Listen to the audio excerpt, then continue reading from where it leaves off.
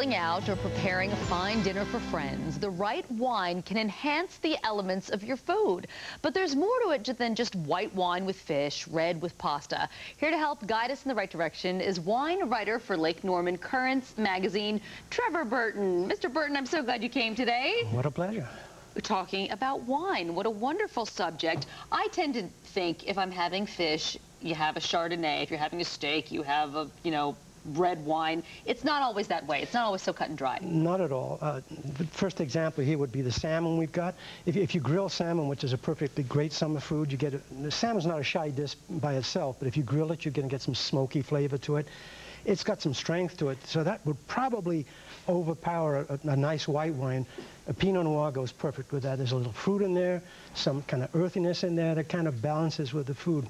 The issue with pairing is everything in wine tends to be intimidating. People are intimidated by it, and they tend to stay in a comfort zone because they don't want to get outside the comfort zone. If you're in a restaurant ordering wine from the wine list, you're scared that you're going to screw up.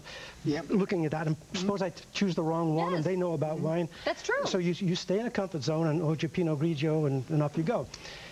The thing about wine pairing is the same thing. It's not rocket science. It's very simple. You keep two things in mind: balance and complement. You don't want any food to overpower the wine. You don't want the wine to overpower the food. It just wouldn't work together. Balance and complement. Remember that. A little harmony in there. And the complement part is choose a wine that goes against what the food is. The deviled eggs here, for example, very, very creamy. Very creamy texture in your mouth. You're talking about mouthfeel and texture. And what you want to do is have something that maybe can cut into that and balance that. So again, balance and harmony with the whole thing. And then on the other side of that coin, sometimes you want to enhance stuff. You want to have the wine, the type of wine, the texture of the wine in the mouth match the food. The shrimp, I like to drink it with cava. Cava's one of my favorite wines. It's from Spain, and it is made in the Champagne way, but you don't pay the Champagne price.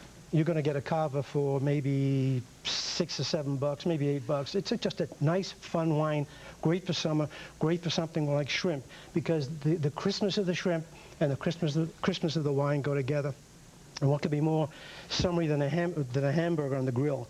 Hamburger on the grill is juicy, fatty, plenty of oomph to it. What you need. Rob would probably just have a beer with that, right? Two. Yeah. Two. I had 2 beers for that. Yeah, I never think wine with a hamburger. Next time you go out, get yourself a Cabernet Sauvignon. It's a very strong wine. It's got tannins in there, lots of structure to it. It can take on a hamburger. Got a lot of alcohol? Sometimes. Okay, good. Sometimes. But it can take on a hamburger, you're right. Oh, yeah, absolutely. And then, see, I think that's a great pairing. I think that's a great pairing. And then just going down a notch on terms of the greasiness or the fat content. They used to call pork the other white meat. I don't know why it's not white. But if you take and put that on the grill, you're kind of a notch down from where the hamburger is. So you don't want the power and the structure and the tannins of a Cabernet Sauvignon, but try it with a Merlot. It's a little gentler. It's still got some body to it. It's still got lots of flavor to it.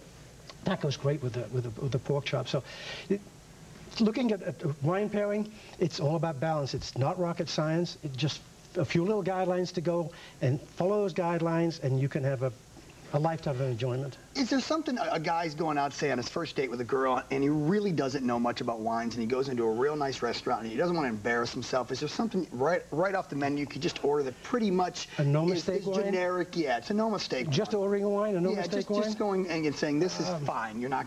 A Pinot Noir. Okay. A Pinot Noir.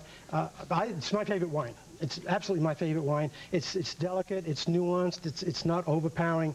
I love it because of the nuance, all the different kind of layers of flavor in there, but you're not going to overpower somebody with that.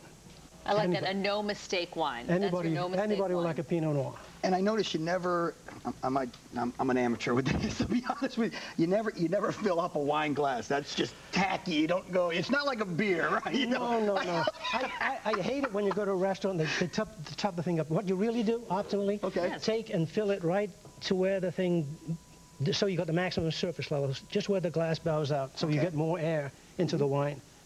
If you're at the top. It breathes. Yeah, it breathes. That's what you mean by, okay, the breathing thing. Swallow, little baby. Trevor, let me ask you this, too. You talk about wine being intimidating, and I think you're right. It really is for a lot of people. You all of a sudden get this anxious feeling in a restaurant. You don't want to look stupid in front of the waiter, which I don't know why we really care about that. You're paying them, right? That's right. It doesn't matter. Just enjoy and experiment. But is there another key to ordering wine correctly? I mean, do you think just experiment, have fun, try different things? The way I've gone about it when I teach wine courses is to start from basics, and it's very, very simple. There are two kinds of wine. The big picture, there's Old World wine and New World wine. Oh, yeah, this is Old World, I guess, from Spain. What you'll find in the New World style of wine is they're going to be very fruity up front, a nice fruity flavor, and maybe you'll get some earthy stuff and woody stuff at the back. The Old World is the opposite. They emphasize, well, the grapes emphasize really, the earth, the terroir that comes out, and you can taste that first, and then the fruit kicks in. So you split the world into two, and then you start to dig down in the Old World, start with France maybe and Spain, and just go and mess around. The whole trick is to kind of get a basic level and then go one level lower and one level lower, and you're digging out information all the time, information and pleasure. And just my byline is the more you know about wine, the better you enjoy it. So it's... There is something very wrong with this segment, though. I'm not getting a chance to taste it. Here, try it. Try this. Which one should I try? Give him one to taste. Which one should I try? Try your hamburger wine. Okay, I'm going to try this. Your hamburger wine. Try your hamburger wine. Here's now to you're the talking burger. his language. I hold it like this. I hold my glass. Why would you do that? Hold it that way. Okay, you go like that. Why would you do that? You're going to heat the wine up with your hands. So there you go. Okay. There you go. I'd like to try your Spain wine here. Santé. Ah. Oh, that's Lake Norman Currents magazine right here. Yeah, you can read more from Trevor. Thank you so much. We got a little mini class today. I love it. Thank you so much. Anytime. This is nice. Isn't it? Sí, señor. Me gusta. Vino. Yeah. Champagne prices. I know, right? More Charlotte today right after a quick break. Keep it here.